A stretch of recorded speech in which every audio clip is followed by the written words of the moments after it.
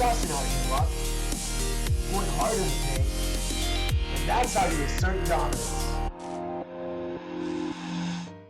Hey, what's up guys, it's SirTagCR, and today we're going to be showcasing the best balloon cycle deck. As you guys can see with the Spear Goblins, Bats, and Inferno Dragon, this deck thrives off of Zap Bait. So every single balloon deck, whether it's Lava Hound Balloon or Balloon Cycle just like this deck, favors immediate damage, so you're going to have Fireball and Zap in this deck. The immediate damage of Fireball and Zap allows you to clean up units faster, ensuring that your balloon will get more hits on the tower. The two tanks that you have for your balloon in this deck are going to be the Ice Golem and the Miner. The Miner is also going to be doubling as a resource to get rid of Princesses, Executioners, and Elixir Collectors. One of the biggest weaknesses with this deck is you don't have a lot of ground units. You really only have Spear Goblins and Ice Golem. So to play this deck correctly, you really have to utilize the Ice Golem to the best of your ability. And what that means is you have to drop your Ice Golem opposite lane, and it will pull the units to the opposite lane, allowing you a little bit more time to deal with them. Anyway, this is Pompeo's favorite deck on ladder, and it's pretty solid in Grand Challenge as well. Let's go jump straight into some GCs and let's assert some dominance. Alright guys, so we had a game against Blood Archangel. We're going to be saucing out the Bats in the back. I don't want to go and drop my Ice Golem just yet because if he applies a lot of pressure, I didn't have Miner in cycle. I had absolutely nothing to... I had nothing to actually counteract any units that he drops at the bridge. Dropping the Ice Golem now. He's got a Bandit, so the Ice Golem's going to go same lane, so I don't have to drop my Miner on defense, thankfully. And we want to see what he wants to do. He's going to go in with his own Miner. We're going to try to apply pressure opposite lane with a Balloon. Then we're going to also go in for Spear Goblins to make sure the Bandit doesn't get a dash off on us. So unfortunately, this man is also packing Hunter. So I was not expecting that. We're going to go in for Bats and surround the Hunter. And that's going to work out rather nicely for us. The Hunter is not a threat at all. 4 Bats still alive and thriving. And we're not going to get a single hit with the Bats, unfortunately. But the Inferno Dragon does demand a response. And he almost gets a little bit of a sizzle. No, he does get a sizzle on that tower. That's what I'm talking about. We're going to be dropping an Ice Golem, and then we're going to be dropping the Inferno Dragon. So the Ice Golem is going to make sure that the Bandit dies first and foremost. And thankfully, after the Bandit dies, we don't have to worry about it. So that is awesome. And I want to apply a little bit more pressure with a Balloon opposite lane as soon as the Inferno Dragon becomes a menace for him. So we're going to go in with the Balloon. We're going to go zap the Bats immediately. And then he has to deal with the Inferno Dragon. He's taking it on a little bit of a leisurely stroll. And he's going to go in with a Hunter plus Ice Spear. So that's pretty well played by him, I'm not going to lie. I think the Inferno Dragon completely shreds the Hunter yet again, so that's what I'm talking about. We're going to go in for Spear Goblins plus Miner Push. I assume he's probably going to log it, but if he logs that side... Oh, he misses one of the Steves! Dude, Steven made his presence known. He punished you for that mistake, dude. Feels bad, man. Alright, so remember last time, he went in for a Hunter. Is he going to just go in for an Ice Golem Miner Push? Yeah, he is. Alright, so we're going to go in for Bats on top of that. He's not going to have anything for the Bats immediately, and we got to get ready. We know that he's going to go in for a Hunter pretty soon. That's what he's done to counteract our Balloon push thus far. So what I want to do is I want to go in for an Ice Golem. Wait, he just went for a Hunter at the bridge. Now he has no counter for our Balloon besides Bats. We're just going to zap the Bats and he loses the game, right? I think that's how it works. You just use your counter and then you lose.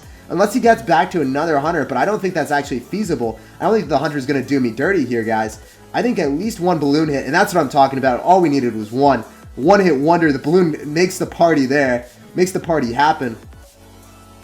We're going to go in for another Miner on defense. We don't care about the Hunter tickling our tower. We're just going to go in for Bats and then also have our Spear Goblins work away. So very solid for us. We can start Fireball cycling them out at this point. We just need one more Fireball and we got the game in the bag.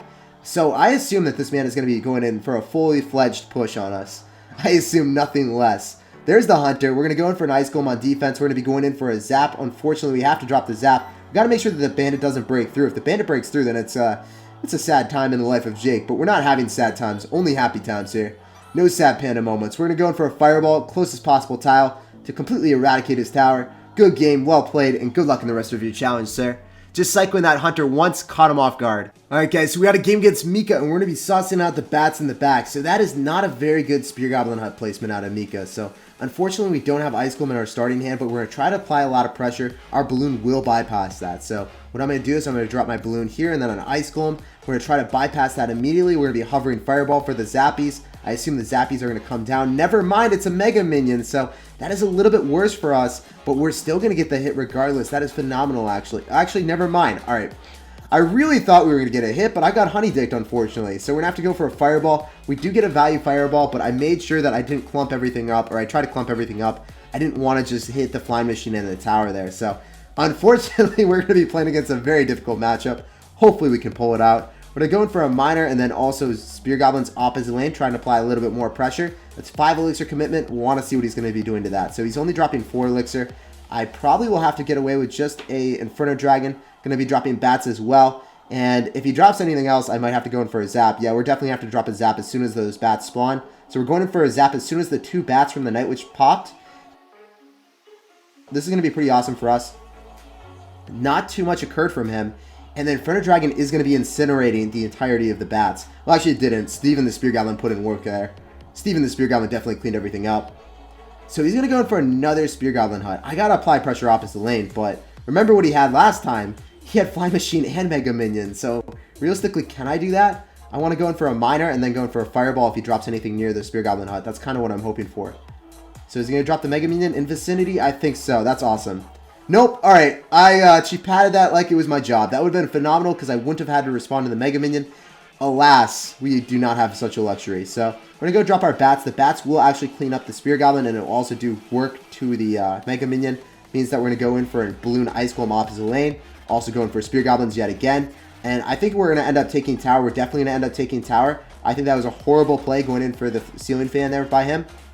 And we're trying to defend the virginity in the right-hand lane. If we defend the virginity, then we win the game, guys. It is all coming down to this push right here, right now. We're going to have to go in for a Fireball on defense. We're going to have to go in for Spear Goblins as well. Going in for a Zap to make sure the Mega Minion ends up dying. And wow, that is a lot of damage. He's going in for a Poison. The Golem is doing us dirty, but I think that we might actually end up pulling it off. We're going to have to go in for a Fireball. I assume he's going to drop more units at the bridge. Oh my gosh, it is coming down to the wire. 18 seconds left. He's trying to arduously bridge spam us with 12 seconds left, 10 seconds left, 8 seconds left. He has to get down a Poison soon if he wants to win this.